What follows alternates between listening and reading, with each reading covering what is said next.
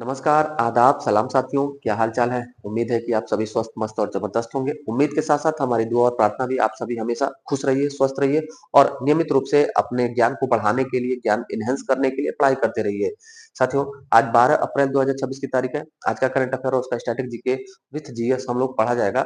उससे पहले साथियों डेली की तरह लास्ट डे का करंट अफेयर का रिवीजन कर लेते हैं। जो भी करंट के क्वेश्चन थे उनका रिवीजन फटाफट। भारत में कहाँ स्वदेशी प्रोटोटाइप फास्ट ब्रीडर रिएक्टर शुरू हुआ? तो उत्तर तमिलनाडु, तमिलनाडु में कल्पक्कम में।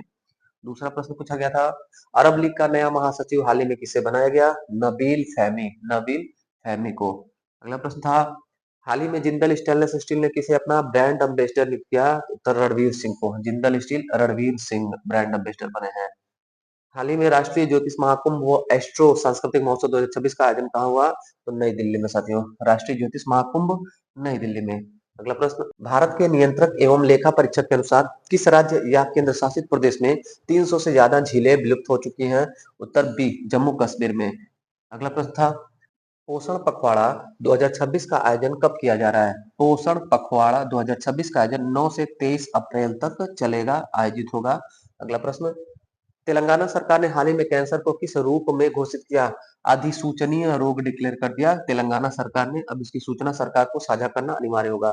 हाल ही में आर्टेमिस द्वितीय मिशन ने अंतरिक्ष में मनुष्य द्वारा तय की गई सबसे लंबी दूरी का विश्व रिकॉर्ड बनाया। यह दूरी कितना है? तो 2,52,756 मील की दूरी तय की गई है। अगला प्रश्न, 25वीं अखिल भारतीय जल क्रीड़ा समूह चैंपियनशिप कहाँ शुरू हुई? तो ये उत्तर हो जाएगा साथियों उत्तराखंड के टिहरी में। उत्तराखंड के टिहरी में अखिल भारतीय जल क्रीड़ा पुलिस समूह चैंपियनशिप हुआ है। अगला, हाल ही में त्रिसेवा सेमिनार रण संवाद का आयोजन कहाँ किया गया? तो बंगलुरु में किया गया। कर्नाटक के बंगलुरु में रण संवाद का आयोजन हुआ।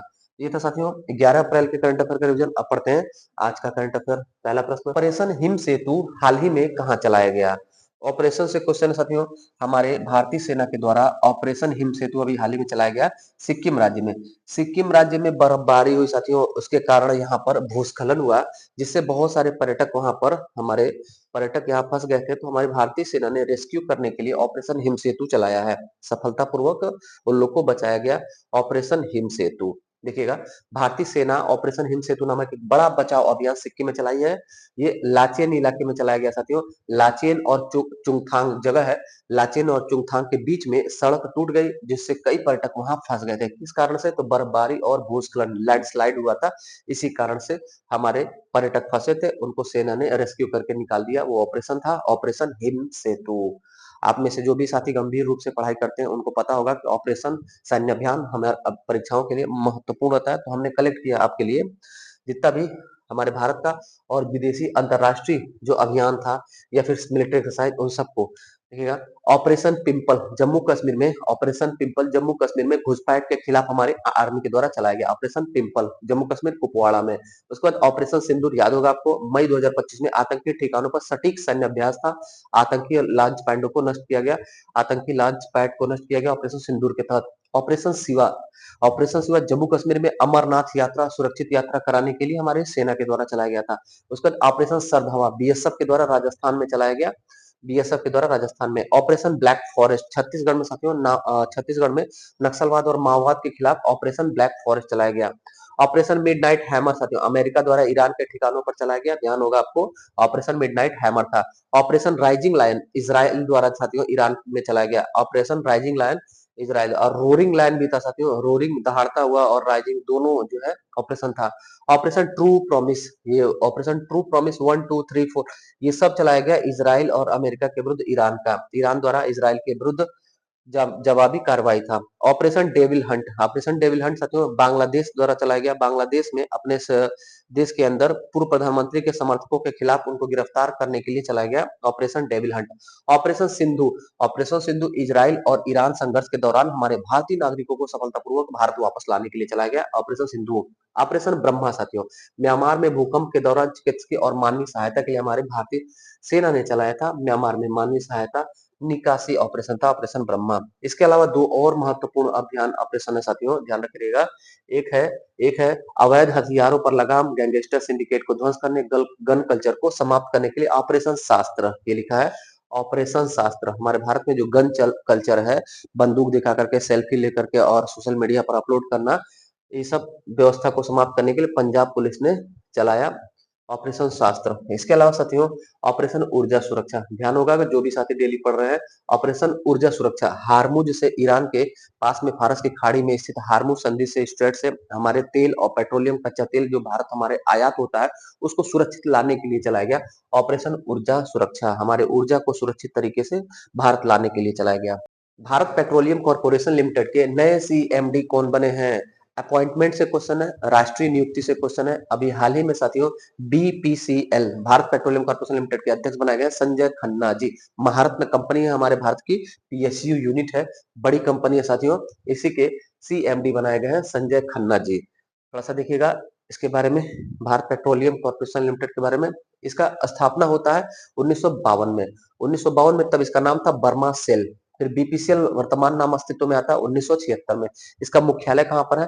मुंबई महाराष्ट्र में। इसे महारत्न का दर्जा दिया गया साथियों। और इसके प्रमुख संजय खन्ना जी अभी नियुक्त हुए हैं सीएमडी। इसकी 3 रिफाइनरी है, ध्यान रखिएगा, मुंबई रिफाइनरी, कोच्चि केरल रिफाइनरी और बीना रिफाइनरी। ये तीनों रिफाइनरी किसकी है? बीपीसीएल की है, भारत पेट्रोलियम कॉर्पोरेशन लिमिटेड। अब थोड़ा सा हम देखते हैं साथियों 2025-26 में जो इम्पोर्टेंट नियुक्ति हुई है वो इससे रिलेटेड ही कुछ नियुक्तियां हैं। महानगर गैस लिमिटेड प्रवीर कुमार श्रीवास्तव प्रबंध निदेशक बने हैं। दीपक गुप्ता जी गेल इंडिया यानी कि gas authority of India limited के चेयरमैन और एमडी बने हैं, दीपक गुप्ता जी। ये भी महारत्न कंपनी है साथियों। उसके बाद नागरिक उड्डयन महानिदेशालय जिसे डीजीसीए शॉर्ट रूप में कहते हैं, विक्रम यादव जी इसके हेड बने हैं। हमारे इंडियन आर्मी के उप प्रमुख बने हैं, उप प्रमुख वाइस चीफ बने हैं धीरज सेठ जी, धीरज सेठ जी। और साथियों मीडिया ब्रांड में अगर देखें तो बीबीसी के अभी हाल ही में डीजी बने हैं मैट ब्रिटेन। और जापानी प्रधान यूनिक्लो का ब्रांड एम्बेसडर बनाया गया जसप्रीत बुमराह जी को, जसप्रीत बुमराह जी। अगला प्रश्न, तीसरा प्रश्न, भारतीय सेना ने हाल ही में किस देश की सेना के साथ चौथा संयुक्त विशेष सैन्य अभ्यास साइक्लोन प्रारंभ किया? साइक्लोन नाम का सैन्य अभ्यास किस देश से हुआ है? तो इजिप्ट यानी कि मिस्र देश से हमारी इंडियन आर्मी ने किया है। इंडियन आर्मी और मिस्र की सेना के मध्य एक मिलिट्री एक्सरसाइज हुआ है साइक्लोन नाम से, साइक्लोन नाम से मिलिट्री एक्सरसाइज हुआ है। एक्सरसाइज साइक्लोन चौथा वर्जन था। भारत और Egypt joint special forces exercise begin in Egypt. कहां पर हुआ है? इजिप्ट में ही हुआ है। कौन संस्करण था? चौथा संस्करण। इजिप्ट में कहा, मिस्र में कहा? तो अनसास शहर में हुआ है। और शुरुआत कब हुई? 2023 में। 2023 में पहला, 24 में दूसरा, 25 में तीसरा और चौथे क्रम का यह है 2026 में। भारत और मिस्र के मध्य होता है साइक्लोन, डेजर्ट साइक्लोन। इसके अलावा साथियों जो भी महत्वपूर्ण अभ्यास मिलिट्री एक्सरसाइज है उसको हम लोग जल्दी से देख लेते हैं। एक्सरसाइज साइक्लोन भारत मिस्र आज जो हम पढ़े 9 से 17 अप्रैल 2026 मिस्र में अंसास में हुआ है। और अब अभ्यास है अग्निवर्षा। अग्निवर्षा अभ्यास हमारे इंडियन आर्मी के द्वारा राजस्थान के पोखरण में फरवरी 2026 में आयोजित हुआ था। अभ्यास है धर्म गार्जियन, भारत और जापान के मध्य हर साल होता है धर्म गार्जियन, 24 फरवरी से 8 मार्च उत्तराखंड के चौबटिया में आयोजित हुआ। इसके अलावा लामीतीय भारत और सेशेल्स के मध्य होता है लामीतीय अभ्यास, अभी हाल ही में सेशेल्स डिफेंस एकेडमी में 10वें क्रम का आयोजित हुआ, यानी सेशेल्स देश में ही हुआ है। और साथियों साझा शक्ति सैन्य अभ्यास जनवरी 2026 में पुणे में आयोजित हुआ, सैन्य और नागरिक एजेंसियों के मध्य में हुआ। यह त्रिसेवा अभ्यास था साथियों। अगला क्वेश्चन देखते हैं, चौथा प्रश्न, वित्त वर्ष 2025-26 में 1 ट्रिलियन रुपए का टर्नओवर हासिल करने वाली पहली भारतीय एफएमसीजी कंपनी कौन सी बनी है? उत्तर होगा साथियों ए अमूल।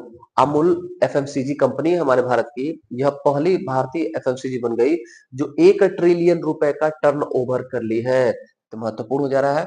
एफएमसीजी क्या होता है? एफएमसीजी मतलब फास्ट मूविंग कंज्यूमर गुड्स, जो भी डेली यूजेस के सामान होते हैं साथियों, जल्दी से कस्टमर के पास मूव करके पहुंच जाए, ऐसे कंपनी को जो भी प्रोडक्ट बनाती है उसको एफएमसीजी कहते हैं। अमूल एफएमसीजी कंपनी है, 1 ट्रिलियन रुपए का टर्नओवर हासिल करने वाली भारत की पहली एफएमसीजी कंपनी बन गई। अमूल ने 2025-26 में 1 लाख करोड़ रुपए से ज्यादा का कारोबार कर लिया है। इसकी स्थापना 1946 में होती है। और कहां पर इसका हेडक्वार्टर है? गुजरात के आनंद में, गुजरात के आनंद में इसका हेडक्वार्टर है। दुनिया का पहला 10G इंटरनेशनल नेटवर्क हाल ही में किसने पेश किया? 10G नेटवर्क यूएई संयुक्त अरब अमीरात, संयुक्त अरब अमीरात ने साथियों 10G इंटरनेशनल नेटवर्क शुरू किया है। संयुक्त अरब अमीरात ने दुनिया का पहला बहुत तेज इंटरनेट शुरू किया है। इससे यूएई अब 10 गीगा इंटरनेट वाला देश बन गया है। मुख्य विशेषता तो 10 गीगाबिट्स पर सेकंड इसकी स्पीड रहेगी, जो 5G से कई गुना तेज रहेगी। अल्ट्रा लो लेटेंसी रहेगी। हाँ, और इसमें महत्वपूर्ण कि होलोग्राफिक कम्युनिकेशन भी होगा, होलोग्राफिक संचार भी होगा। और साथियों, इसका अगर फ्रीक्वेंसी बैंड पूछे तो अपर 6 गीगाहर्ट्ज है। 6 गीगाहर्ट्ज से ज्यादा इसकी फ्रीक्वेंसी बैंड होगा। देखिएगा, संयुक्त अरब अमीरात 10G टेक्नोलॉजी स्पेक्ट्रम अपर 6 गीगाहर्ट्ज दुनिया का पहला कॉमर्शियल नेटवर्क है। ये कॉमर्शियल नेटवर्क है, वाणिज्यिक नेटवर्क है, दुनिया का पहला कॉमर्शियल नेटवर्क। यूएई ने किया है, तो यूएई का स्ट्रेटेजिक और कुछ करंट अफेयर वर्तमान का देखिएगा यूएई का। यूएई की राजधानी अबू धाबी, इसका सबसे बड़ा शहर है दुबई। देश का नाम है संयुक्त अरब अमीरात, उसकी मुद्रा है संयुक्त अरब अमीरात दिरहम। दिरहम यहाँ की मुद्रा है, दिरहम यहाँ की मुद्रा है। गठन की बात की जाए तो 2 दिसंबर 1971 को गठन होता है। 7 अमीरातों को मिलाकर के होता है, जिसमें एक अमीरात अबू धाबी है, एक दुबई है, एक शारजाह, साथियों 4 और इसमें अमीरात है। टोटल 7 अमीरात मिला करके संयुक्त राज्य अमीरात बनता है। हमारे भारत से इसके क्या संबंध है, तो सेपा समझौता, जो व्यापक आर्थिक भागीदारी 2022 में हुई थी, यूएई से हुई थी। बीएपीएस हिंदू मंदिर अबू धाबी में 2024 में उद्घाटन हुआ। बीएपीएस हिंदू मंदिर अबू धाबी में 2024 में उद्घाटन हुआ। यूपीआई हमारा भारत का यूनिफाइड पेमेंट इंटरफेस यूएई ने लागू किया। बुर्ज खलीफा दुनिया की सबसे ऊंची इमारत यहीं पर है, 828 मीटर। बराका परमाणु ऊर्जा संयंत्र कहां पर है? बराका परमाणु ऊर्जा संयंत्र यूएई में ही है। मंगल मिशन पर पहुंचने वाला पहला अरब देश या खाड़ी देश तो यूएई हो जाएगा 2021 में। कोप 28 का सम्मेलन कहां हुआ था 2023 में? तो दुबई में हुआ था कोप 28 जलवायु परिवर्तन सम्मेलन। यहाँ के राष्ट्रपति हैं साथियों शेख मोहम्मद बिन जायद अल नहयान। यूएई के राष्ट्रपति शेख मोहम्मद बिन जायद अल नहयान और यूएई के प्रधानमंत्री शेख मोहम्मद बिन राशिद अल मक्तूम। हालिया करंट अफेयर क्या था? 10G इंटरनेट दुनिया का पहला इंटरनेट और शून्य कर व्यवस्था वाला देश है, यानी कि वो अपने देश के नागरिकों से टैक्स नहीं लेता साथियों, किसी भी प्रकार का टैक्स यूएई नहीं लेता है। लेकिन कॉर्पोरेट टैक्स प्रणाली यहाँ पर लागू है और वो भी बहुत कम है। कॉर्पोरेट टैक्स लिया जाता है, निगम कर लिया जाता है, वहां पर बड़े बड़े उद्योग घरानों से टैक्स लिया जाता है, अपने देश के नागरिकों से टैक्स नहीं लेती है यूएई गवर्नमेंट।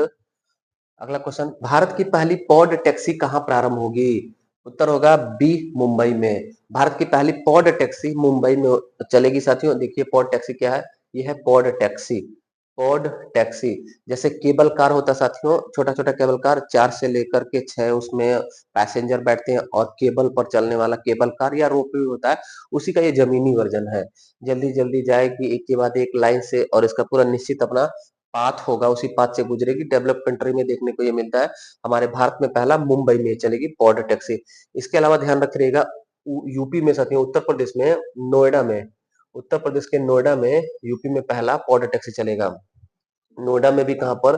जेवर इंटरनेशनल एयरपोर्ट से लेकर के फिल्म सिटी तक, जेवर इंटरनेशनल एयरपोर्ट से फिल्म सिटी यूपी का पहला पॉड टैक्सी चलेगा। अब इस प्रश्न पर आते हैं, महाराष्ट्र के मुंबई में भारत की पहली स्वचालित स्वचालित पॉड टैक्सी परियोजना का शिलान्यास 7 अप्रैल 2026 को किया गया। इसकी आधारशिला मुख्यमंत्री देवेंद्र फडणवीस ने रखी है। क्या खासियत है, थोड़ा सा इसको देखिएगा।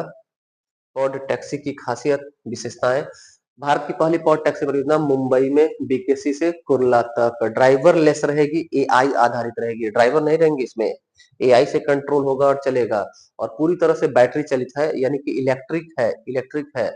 परियोजना का महत्व क्या होगा? ट्रैफिक से राहत मिलेगा और लास्ट माइल कनेक्टिविटी रहेगा, मेट्रो रेल से बीकेसी तक जुड़ेगा, पर्यावरण के अनुकूल रहेगा, स्मार्ट और सुरक्षित टेक्नोलॉजी पर कार्य करेगा। 7 अप्रैल 2026 को उद्घाटन किया महाराष्ट्र के मुख्यमंत्री देवेंद्र फडणवीस ने और ये सभी एमएमआरडीए द्वारा पीपीपी मॉडल पर डेवलप किया गया है। भारत की पहली पॉड टैक्सी परियोजना Maharashtra Mumbai automatic rapid transit system का यह हिस्सा है। इस रूट की लंबाई जितना चलेगी ये 3.36 किलोमीटर शुरुआती चरण में, 8.8 किलोमीटर यहाँ से लेकर के यहाँ तक रहेगा और 40 किलोमीटर प्रति घंटा इसकी स्पीड रहेगी। बहुत हाई स्पीड नहीं रहेगा, 40 किलोमीटर प्रति घंटा स्पीड रहेगा और यात्री क्षमता 6 यात्री एक पॉड में बैठेंगे और 22 स्टेशन बनेगा, 200 मीटर पर एक स्टेशन रहेगा। अगला क्वेश्चन 7वां, लोकसभा अध्यक्ष ओम बिरला ने राष्ट्रमंडल संसदीय संघ भारत क्षेत्र जोन 7 सम्मेलन का उद्घाटन कहाँ किया? राष्ट्रमंडल राष्ट्रमंडल राष्ट्रमंडल संसदीय संसदीय संघ भारत क्षेत्र जोन 7 सम्मेलन का उद्घाटन ओम बिरला स्पीकर साहब ने गोवा में किया। देखिएगा, लोकसभा अध्यक्ष ओम बिरला ने राष्ट्रमंडल संसदीय संघ भारत क्षेत्र जोन 7 सम्मेलन गोवा में किया है। लोकसभा अध्यक्ष ओम बिरला ने राष्ट्रमंडल संसदीय संघ भारत क्षेत्र जोन 7 सम्मेलन उद्घाटन गोवा में किया है। यह एक मीटिंग है जो अलग-अलग राज्यों के नेता मिल करके या थिंक करते हैं या सोचते हैं कि भारत को तेजी से कैसे डेवलप किया जाए, विकसित किया जाए, राज्यों का तालमेल बैठा करके। देखिए, लोकसभा अध्यक्ष करेंगे शुभारंभ गोवा में सीपीए सम्मेलन का, ओम बिरला साहब करेंगे। अच्छा, इसके अलावा और भी जो हमारे भारत में सम्मेलन हुए उसको कवर करते हैं। 28वां राष्ट्रमंडल पीठासीन अधिकारी सम्मेलन 14 से 16 जनवरी नई दिल्ली में हुआ। राष्ट्रमंडल पीठासीन अधिकारी सम्मेलन नई दिल्ली में हुआ। और अंतर्राष्ट्रीय निर्वाचन सम्मेलन भारत मंडपम नई दिल्ली में हुआ। इंडिया एआई इम्पैक्ट फरवरी में नई दिल्ली में हुआ। भारत विद्युत शिखर सम्मेलन यशोभूमि नई दिल्ली में हुआ। रण संवाद कल परसों हम लोगों ने पढ़ा था, रण संवाद बंगलुरु में हुआ। न्यायिक प्रक्रिया पूर्व संरचना सम्मेलन ये भी साथियों नई दिल्ली में ही हुआ। नई दिल्ली में लिखा नहीं है, छूट गया है, नई दिल्ली में ही हुआ। अगला क्वेश्चन देखते हैं, विश्व होम्योपैथिक दिवस कब मनाया जाता है? हर साल 10 अप्रैल को विश्व होम्योपैथिक दिवस मनाया जाता है। 10 अप्रैल 10 अप्रैल को विश्व होम्योपैथिक दिवस मनाया जाता है। यह क्यों मनाया जाता है? तो डॉक्टर सैमुअल हनीमैन है, उनका जयंती। क्या है ये, कौन है ये? तो होम्योपैथ के जनक डॉक्टर सैमुअल हनीमैन के जयंती के अवसर पर, इनके जन्म दिवस के अवसर के पर हम लोग 10 अप्रैल को दुनिया भर में विश्व होम्योपैथिक दिवस मनाए जाते हैं, जिसकी शुरुआत 2005 में हुई थी। डब्ल्यूएचओ के प्रयास से 2005 से हर साल 10 अप्रैल को विश्व होम्योपैथिक दिवस मनाया जाता है। देखिएगा, विश्व होम्योपैथिक दिवस, सैमुअल हनीमैन कहाँ के थे? जर्मनी के। हनीमैन साहब कहाँ के थे? जर्मनी के। ये इनको होम्योपैथ का जनक या संस्थापक कहा जाता है। हमारे भारत में साथियों होम्योपैथ जो है वो अलग मंत्रालय है, आयुष मंत्रालय, उसके अंतर्गत आती है। स्वास्थ्य एवं परिवार कल्याण मंत्रालय के अंतर्गत नहीं आती है, आयुष मंत्रालय के अंतर्गत आती है। आयुष मंत्रालय का फुल फॉर्म भी अपना ए से हो जाता है आयुर्वेद, यू से वाई से हो जाएगा योगा, यू से हो जाएगा यूनानी और एस से हो जाएगा साथियों सिद्धि और एच से हो जाता है होम्योपैथ। इसका राष्ट्रीय इंस्टीट्यूट कहाँ स्थित है? National institute of homeopath Kolkata में स्थित है। कोलकाता में स्थित है। इनकी एक पुस्तक ध्यान रखिएगा, इनकी पुस्तक का नाम है Organon of medicine. Organon of medicine doctor Hahnemann की लिखित पुस्तक है। 2005 में डब्ल्यूएचओ के द्वारा पहली बार मनाया गया। इसका साथियों इस वर्ष 2026 में 2 दिवसीय सम्मेलन भी होगा नई दिल्ली में। आयुष मंत्रालय के द्वारा 2 दिवसीय सम्मेलन नई दिल्ली में हुआ, किससे संबंधित? होम्योपैथ से संबंधित। अब थोड़ा-सा अप्रैल माह के जो भी महत्वपूर्ण दिवस थे उसको देख लेते हैं। 2 अप्रैल को हनुमान जयंती, 2026 में 2 अप्रैल हनुमान जयंती, 2 अप्रैल हनुमान जयंती। 7 अप्रैल डब्ल्यूएचओ दिवस, 14 अप्रैल डॉक्टर अंबेडकर जयंती और बैसाखी है। 17 अप्रैल विश्व हीमोफीलिया दिवस। होम्योपैथ 10 अप्रैल। हीमोफीलिया बीमारी साथियों जो एक हेरिडिटी वाला जेनेटिक रोग है, वो उसके प्रति जागरूकता के लिए 17 अप्रैल को दिवस मनाया जाता है। पृथ्वी दिवस 22 अप्रैल को। 18 अप्रैल को भी एक दिवस है साथियों, विश्व विरासत दिवस 18 अप्रैल को मनाया जाता है। हमारे भारत का राष्ट्रीय विरासत पशु हाथी है, विश्व का विरासत पशु लाल पांडा है। 1 अप्रैल को उत्कल दिवस, उड़ीसा दिवस, उड़ीसा का स्थापना 1 अप्रैल 1936 में हुआ था। 15 अप्रैल को हिमाचल स्थापना दिवस, 26 अप्रैल को विश्व बौद्धिक संपदा दिवस, 4 अप्रैल को अंतर्राष्ट्रीय खदान जागरूकता दिवस, 19 अप्रैल को विश्व लीवर दिवस और 5 अप्रैल को राष्ट्रीय समुद्र दिवस, 21 अप्रैल को राष्ट्रीय सिविल सेवा दिवस, इंपॉर्टेंट, राष्ट्रीय सिविल सेवा दिवस को मनाया था 21 अप्रैल को। 11 अप्रैल को राष्ट्रीय सुरक्षित मातृत्व दिवस, 23 अप्रैल को विश्व पुस्तक और कॉपीराइट दिवस, 11 अप्रैल को विश्व पार्किंसंस दिवस और 25 अप्रैल को विश्व मलेरिया दिवस। 25 अप्रैल विश्व मलेरिया दिवस और 17 अप्रैल हीमोफीलिया दिवस और 10 अप्रैल को होम्योपैथ दिवस मनाया जाता है। अगला क्वेश्चन, 9वां प्रश्न, रग्बी प्रीमियर लीग 2026 का दूसरा संस्करण किस शहर में आयोजित हुआ? तो 2025 से शुरू हुआ है। जैसे क्रिकेट का आईपीएल प्रतियोगिता होता है, उसी तरह से रग्बी खेल को बढ़ावा देने के लिए हमारे भारत में रग्बी प्रीमियर लीग 2025 में शुरू होता है। 2026 में इसका दूसरा संस्करण अभी हैदराबाद में आयोजित होगा। रग्बी प्रीमियर लीग हैदराबाद में। रग्बी खेल है साथियों, इसमें खिलाड़ी की संख्या अगर पूछा जाए तो 15-15 होते हैं। एक टीम में 15 खिलाड़ी होते हैं रग्बी में। दूसरा संस्करण है, पहला संस्करण 2025 में हुआ था। कहाँ होगा? हैदराबाद में। कौन से स्टेडियम होगा? तो गाची बोबली स्टेडियम। गाची बोबली स्टेडियम हैदराबाद में होगा।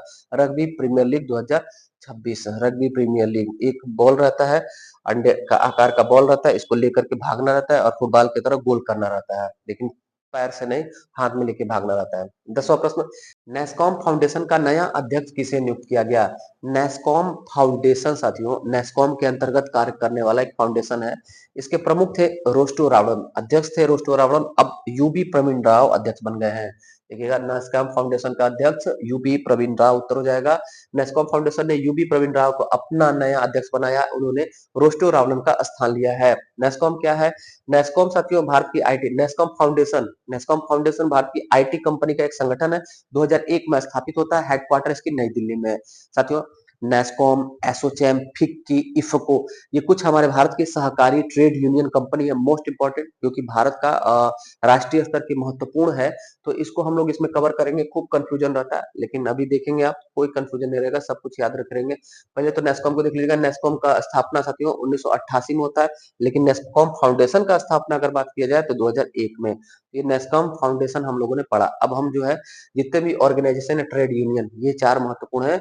जो भी साथी तैयारी करते हैं उनको ध्यान होगा, नेस्कॉम, एसोचैम, इफको और फिक्की। ये एक स्लाइड में हमने आपके लिए एआई से जनरेट कराया है, देखिएगा। और एआई के साथ साथियों हमने सिर्फ एआई पर नहीं, हम पूरा विधिवत आपके लिए रिसर्च करते हैं, अपने लिए रिसर्च करते हैं, और एआई, गूगल और बहुत सारे वेबसाइट का मदद लेकर के डायरेक्ट ये नहीं कि कहीं से उठा लेते हैं साथियों। हम जो है उस पर पूरा बाकायदा कई वेबसाइट पर क्रॉस चेकिंग करने के बाद, कंफ्यूजन क्लियर करने के बाद तब एआई से जनरेट कराते हैं पीपीटी, उसके बाद आपके लिए वीडियो बनाते हैं साथियों। नेस्कॉम ऑर्गेनाइजेशन 1988 में स्थापित, नई दिल्ली में हेडक्वार्टर नेस्कॉम। सिंधु गंगाधरन अभी हाल ही में इसकी चेयरपर्सन बनी है, आप लोग को ध्यान होगा जो भी पढ़ रहे हैं। सिंधु गंगाधरन अध्यक्ष, 1988 स्थापना, नई दिल्ली, नेस्कॉम। ये आईटी और बीपीएम उद्योग को सर्वोच्च निकाय, भारत के ग्लोबल टेक हब बनाने पर फोकस करती है। एसोचैम 1920 में स्थापना होता है और नई दिल्ली में इसका मुख्यालय है। सबसे पुराना ट्रेड यूनियन एसोचैम है साथियों। निर्मल मिंडा जी अध्यक्ष अभी हाल ही में, ये भी करंट में हम लोगों ने पढ़ा था। एसोचैम 1920, नई दिल्ली, निर्मल मिंडा। भारत का सबसे पुराना वाणिज्यिक संघ है, व्यापार सुगमता और एमएसएमई क्षेत्र का समर्थन करती है। इफको, इफको नाम सुने होंगे साथियों, इंडियन फार्मर फर्टिलाइजर कॉर्पोरेशन है। इंडियन फर्टिलाइजर फार्मर कॉर्पोरेशन 1967 में स्थापना होता है, नई दिल्ली में मुख्यालय है। दिलीप संघानी अभी हाल ही में इसके अध्यक्ष बने हैं। विश्व की सबसे बड़ी उर्वरक सहकारी संस्था है, नैनो यूरिया और कृषि नवाचार में अग्रणी है। फिक्की साथियों, FICCI federation of Indian chambers of commerce and industries, federation of Indian chambers commerce industries 1927 में स्थापना होता है, नई दिल्ली में मुख्यालय इसका। अनंत गोयंका अध्यक्ष बने, ये भी साथियों हाल ही में हम लोगों ने पढ़ा था अपॉइंटमेंट में। अनंत गोयंका जी फिक्की के प्रमुख बने। भारत का सबसे बड़ा व्यापारिक संगठन का नाम है फिक्की, गांधी जी की प्रेरणा से यह स्थापित हुआ था। फिक्की सबसे बड़ा हो गया, सबसे पुराना एसोचैम हो गया। बाकी अब मुख्यालय, स्थापना और प्रमुख वर्तमान में ध्यान रखे रहेगा, इंपॉर्टेंट है। थोड़ा कुछ और पॉइंट है। नेस्कॉम, सिंधु सिंधु गंगाधर वर्तमान में इसके अध्यक्ष, चेयरपर्सन अभी हाल ही में नियुक्त हुई, हमने पढ़ा। फिक्की, इसकी स्थापना घनश्याम दास बिरला, फिक्की की स्थापना घनश्याम दास बिरला और पुरुषोत्तम दास ठाकुर ने की थी, गांधी जी की प्रेरणा से। घनश्याम दास बिरला और पुरुषोत्तम दास ठाकुर फिक्की के संस्थापक थे। वर्तमान में अध्यक्ष अनंत गोयंका है, किसकी सलाह पर, परामर्श पर हुआ था, गांधी जी के। इफको, सहकारिता के समृद्ध लक्ष्य के साथ काम करने वाली प्रमुख संस्था है। एसोचैम भारत का औद्योगिक विकास का सबसे पुराना आवाज है, यानी सबसे पुराना संगठन कौन सा है, तो एसोचैम है। तो ये था साथियों आज का महत्वपूर्ण करंट अफेयर। कैसा लगा क्लास, फीडबैक जरूर दीजिएगा। कोई भी डाउट होगा तो कमेंट करिएगा, पूछिएगा, प्रश्न प्रश्न पूछना आपका अधिकार है साथियों। और अगर वीडियो पसंद आए तो वीडियो को लाइक करिएगा। जो भी साथी पहली बार चैनल पर विजिट किए उन सभी का वेलकम है, हृदय की गहराइयों से स्वागत है। अपने चैनल से जुड़े, चैनल को सब्सक्राइब नहीं किया अभी तक तो सब्सक्राइब कर लीजिए। डेली सुबह 6:30 बजे आपको करंट अफेयर, जीके, जीएस के साथ मिलता है। चलिए मिलते हैं फिर अगले क्लास में, तब तक के लिए धन्यवाद। जय हिंद।